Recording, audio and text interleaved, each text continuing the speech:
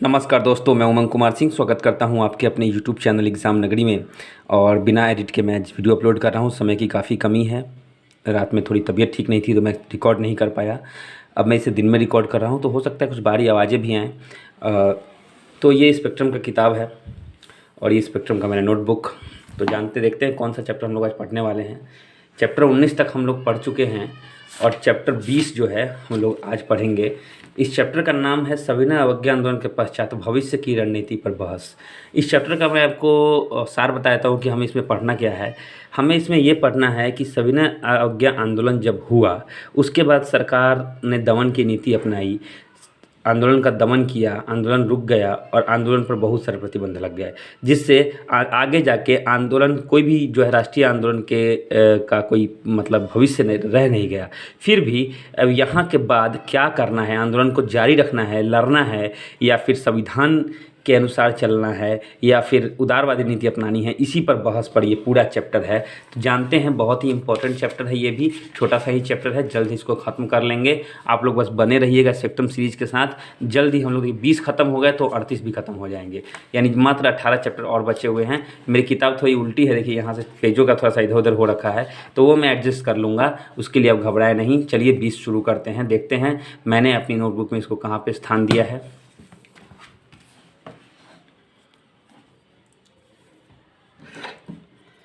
तो chapter number 20 202 से कितने नंबर पृष्ठ तक है? 202 से 206। जी हाँ, 202 से 206। 2 3 4 5 6 5 पन्नों में इसको हम समाप्त करेंगे। तो आइए चलते हैं डायरेक्ट 202 पेज नंबर पर।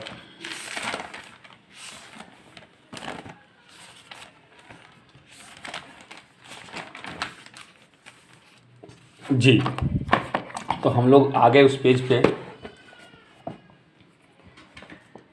मैं किताब को यहाँ रख देता हूँ। जी, तो चैप्टर का नाम है सविनय अवज्ञा आंदोलन के पश्चात भविष्य की रणनीति में बहस। 2 प्रश्न शुरू हुए थे। पहले 2 प्रश्नों को देखिए आप लोग। ये 2 प्रश्न जो है सबसे पहले उठे कांग्रेस के अंदर जब सविनय अवज्ञा आंदोलन समाप्त हुआ। इसके बाद क्या था, बहस द्विस्तरीय हुआ। पहला स्तर बहस का क्या था कि निकट भविष्य में राष्ट्रीय आंदोलन की रणनीति कैसी हो। अब कैसे हम लोग को राष्ट्रीय आंदोलन करना है, किस प्रकार करना है, वो एक बड़ा प्रश्न था। दूसरा प्रश्न था कि 1935 का भारत शासन अधिनियम आ चुका था। अब इस अधिनियम के तहत 1937 में जो प्रांतीय चुनाव होने वाला है उसकी रणनीति कैसी हो। चुनाव में भाग लिया जाए या नहीं लिया जाए, क्या किया जाए, वो किस तरह की रणनीति हो, उस पर सवाल था। तो पहला जो था कि भविष्य में राष्ट्रीय आंदोलन की नीति कैसी हो, इस पर 3 तरह के विचार आए। पहला विचार आया कि या तो गांधीवादी रचनात्मक कार्य कीजिए, मतलब गांधीवादी कार्य कीजिए, अहिंसा से काम कीजिए, शांतिपूर्वक काम कीजिए। दूसरा था कि संवैधानिक गांधीवादी रचनात्मक कार्य, मतलब कि ऐसा आंदोलन कीजिए जो कि अहिंसावादी हो, जैसे असहयोग आंदोलन, भूख हड़ताल, ये सब कीजिए। दूसरा जो है संवैधानिक तौर तरीके से। संवैधानिक तौर तरीका मतलब कि आप जो है विधानसभा का चुनाव में आइए, लड़िए, उसमें संविधान जो है उसके अनुसार चल के जो है आंदोलन कीजिए। और तीसरा तो भाई ये था फाइनल, साम दाम दंड हो गया भेद, जन आंदोलन को जारी रखिए, आंदोलन करते रहिए। 3 तरह के विचार हैं। अब तीनों पे अमल कैसे हो, तो जानते हैं नेहरू जी का क्या विचार था। नेहरू जी का विचार था कि समाजवाद की स्थापना करना है। देखिए, साम्राज्यवाद और समाजवाद में क्या अंतर है। साम्राज्यवाद का मतलब होता है किसी एक व्यक्ति का साम्राज्य जिस पर वो शासन कर रहा है, और समाजवाद मतलब समाज के हर व्यक्ति का शासन। तो समाजवाद की स्थापना इनका लक्ष्य था। इन्होंने कहा कि जमींदार पूंजीपति के विरुद्ध किसान तथा मजदूरों के संघर्ष का समर्थन करना है, मतलब हमें झुकना नहीं है। वर्ग संघर्ष के बिना साम्राज्यवाद विरोधी आंदोलन नहीं चला। देखिए, साम्राज्यवाद का विरोध करना है और समाजवाद की स्थापना करनी है, तो बिना कोई वर्ग बनाए हुए किसानों का, जमींदारों का एक वर्ग का सहयोग मिलना चाहिए। बिना उनके सहयोग का ये संभव नहीं है। उसके बाद आंदोलन वापस लेना, संसद में भागीदारी करना आध्यात्मिक पराजय होगी। मतलब नेहरू जी इस विचारधारा के साथ थे।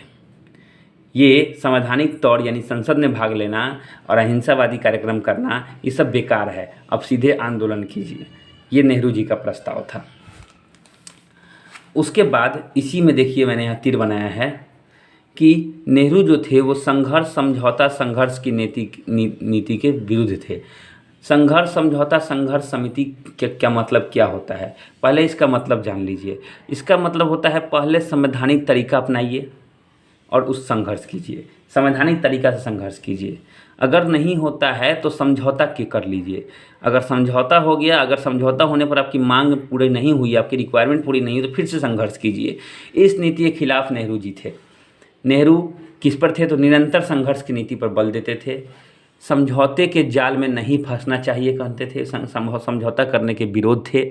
और संघर्ष विजय की रणनीति का था कि संघर्ष कीजिए और विजय पा लीजिए, आज़ाद करा लीजिए देश को, यही वो जानते थे। अब दूसरा क्वेश्चन था कि 1935 का भारत शासन अधिनियम के तहत जो चुनाव आने वाले हैं उसकी रणनीति कैसी हो। तो देखिए आम सहमति क्या थी, सबकी सहमति थी कि 1935 के भारत शासन अधिनियम का विरोध करना, लेकिन विरोध करे तो कैसे करें, ये एक बहुत बड़ा प्रश्न था। विरोध करे तो कैसे करें? तो क्योंकि व्यापक राजनीतिक आर्थिक कार्यक्रम के आधार पर चुनाव लड़ना चाहिए, या फिर अगर बहुमत मिला तो सरकार बनाएंगे या नहीं बनाएंगे ये तय नहीं था। कि हम लोग चुनाव अगर लड़ भी लेते हैं और बहुमत मिल जाती है तो सरकार बनाएंगे कि नहीं बनाएंगे, क्योंकि सरकार बनाएंगे तो संसद में बैठना पड़ेगा ब्रिटिश के साथ, अंग्रेज़ों के साथ, तो ये तो सहयोग हो जाएगा।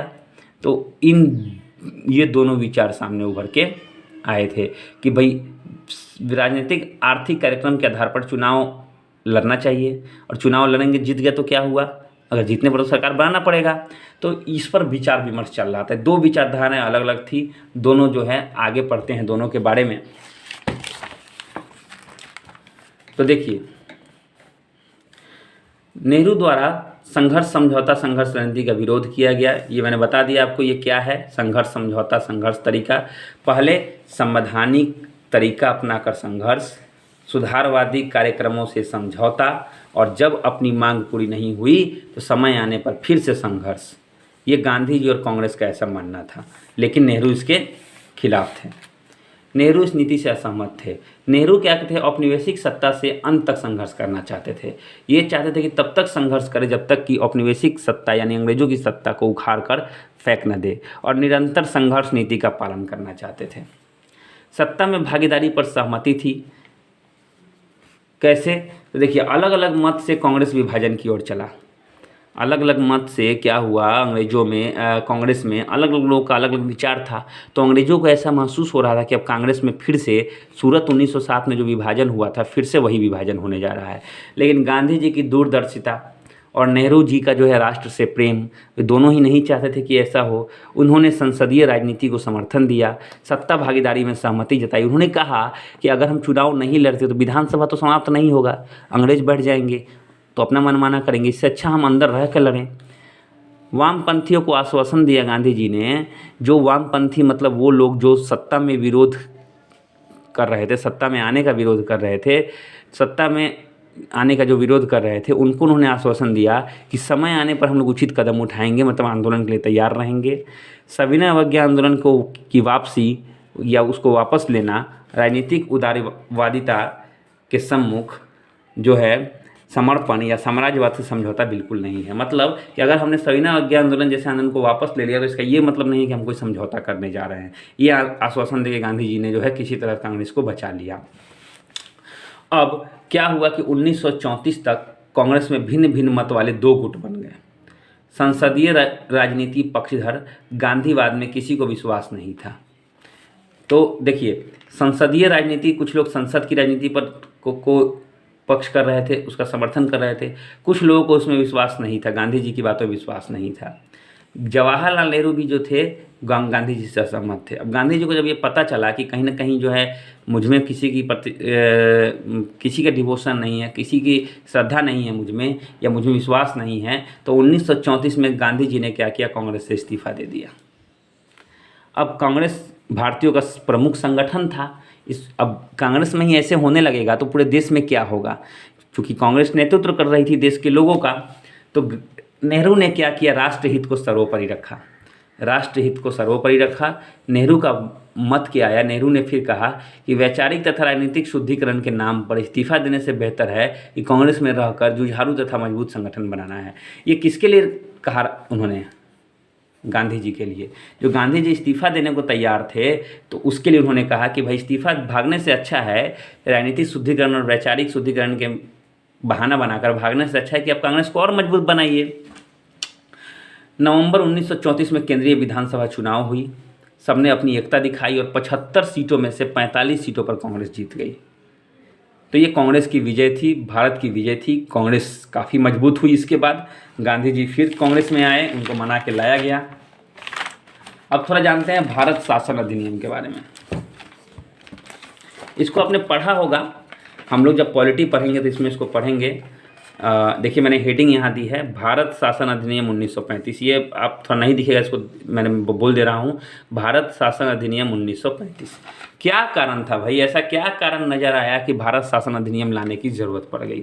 तो सबसे पहले तो स्वराज दल की भूमिका। स्वराज दल की भूमिका यानी मॉन्टेग्यू चेम्सफोर्ड जो सुधार हुए थे उसका लगातार ये लोग विरोध कर रहे थे, स्वराज दल, और चुनाव में इनको सफलता मिल गई। तो इनका एक बहुत बड़ा भूमिका था। तो 1935 का अधिनियम बनाना बहुत ज़रूरी था क्योंकि 1934 में जो कांग्रेस थी वो भारी मतों से जीती हुई थी। उसके बाद साइमन कमीशन की भूमिका। साइमन कमीशन जो सरकार लाई तो सरकार ने बता दिया कि 1919 सुधार कार्यक्रम असफल हो गया है।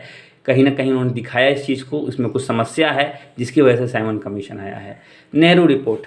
नेहरू रिपोर्ट जो थी सांप्रदायिक प्रणाली की भरपूर आलोचना की गई। नेहरू रिपोर्ट में जो सांप्रदायिकता को बढ़ावा दिया जा रहा था अंग्रेजों द्वारा उसकी भरपूर आलोचना की गई। लॉर्ड इरविन की गोलमेज सम्मेलन जो है वो पूरी तरह से जो है लॉर्ड इरविन की जो घोषणा था डोमिनियन स्टेट का, इसका पूरा विरोध हुआ। कुछ लोगों ने समर्थन भी किया। उसके बाद गोलमेज सम्मेलन की भूमिका। गोलमेज सम्मेलन की भूमिका, जो गोलमेज सम्मेलन हुआ, तीनों सम्मेलन की कोई उपलब्धि नहीं हुई, असफल हो गया। ये जो ऊपर का लाइन है, लॉर्ड इरविन की डोमिनियन स्टेट की घोषणा, इसमें कुछ भारतीय संतुष्ट भी थे और कुछ असंतुष्ट। सरकार का कहीं ना कहीं मानना था कि इससे जो है कहीं ना कहीं असंतुष्टि की भावना है। उसके बाद सविनय अवज्ञा आंदोलन तथा तत्कालीन परिस्थितियाँ ऐसी थी जिससे सरकार को मजबूर होकर 1935 का भारत शासन अधिनियम लाया गया। बहुत सारे प्रावधान इसमें ऐसे थे जो कि अभी भी संविधान में हैं। तो मुख्य विशेषताएं क्या थी? तो देखिए, एक अखिल भारतीय संघ माना गया भारत को। भारत को माना गया कि ये सब जितने भी जागीर हैं, रजवाड़े हैं, सबको मिला के एक भारतीय संघ है। संघीय व्यवस्था कार्यपालिका में, जो आप लोग केंद्र सरकार बोलते हैं, किया गया। केंद्र सरकार जो थी व्यवस्थापक प्रति उत्तरदायी थी, लेकिन कौन से विषयों पर? हस्तांतरित विषय।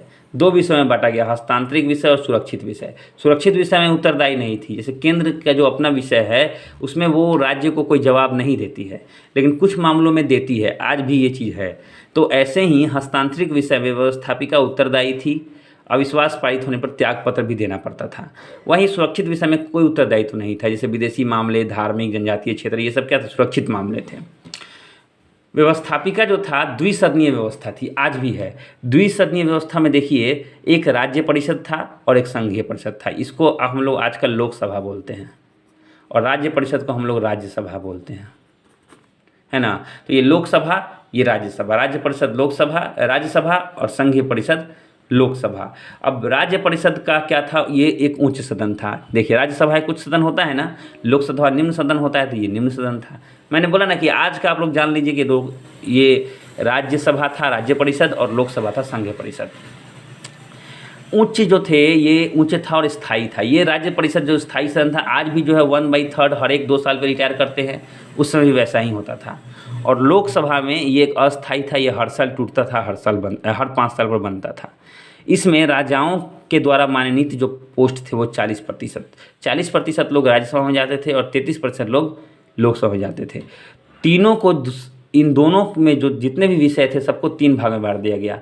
केंद्र सूची, राज्य सूची, समवर्ती सूची।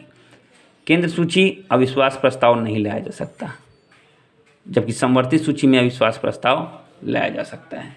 तो केंद्र सूची में नहीं लाया जा सकता, राज्य सूची और समवर्ती सूची में लाया जा सकता है।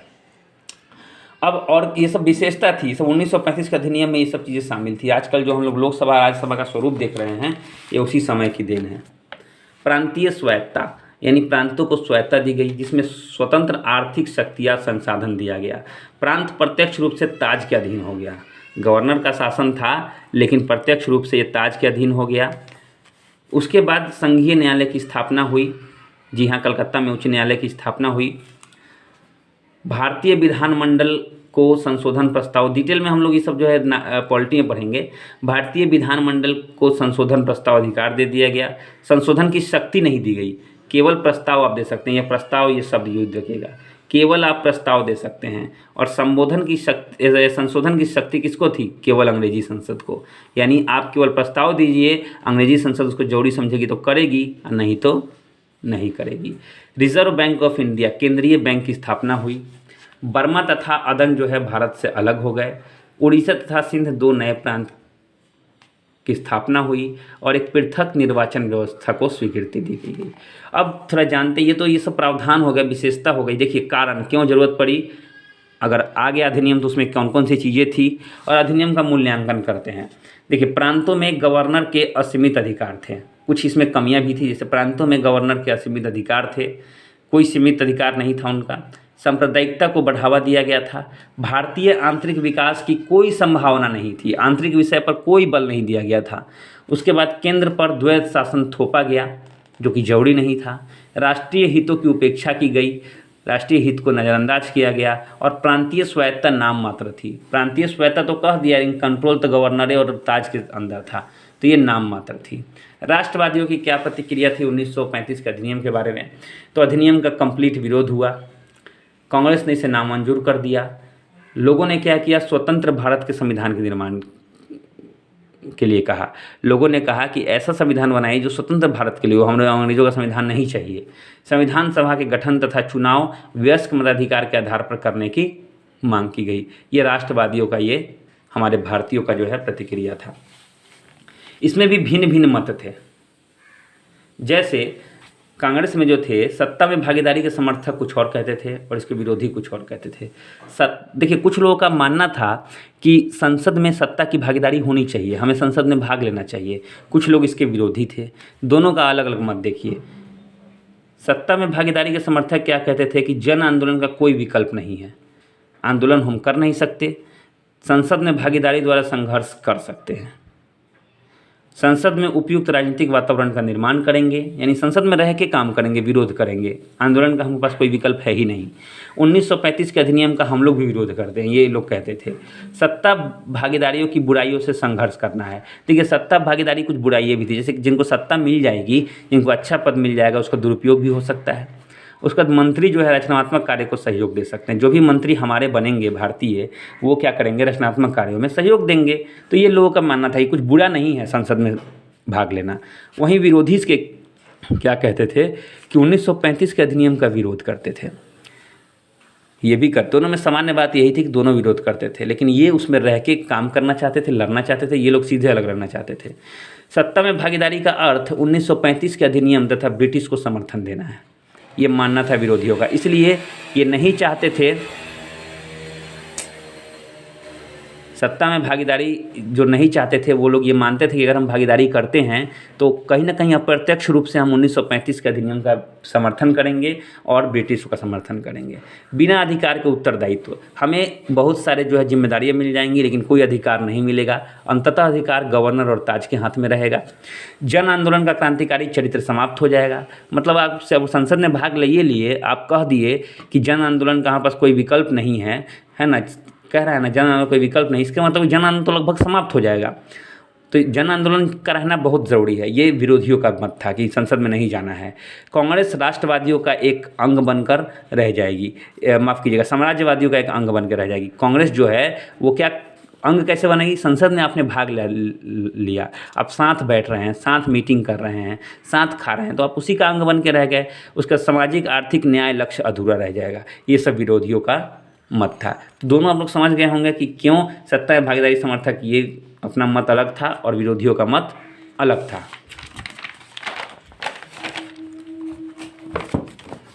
उसके बाद गांधी जी की स्थिति क्या थी? गांधी जी का भाई क्या कहना था, इस पर थोड़ा सा ये जानते हैं। गांधी जी कहते थे कि कार्यकारिणी की बैठक में सत्ता की भागीदारी हो।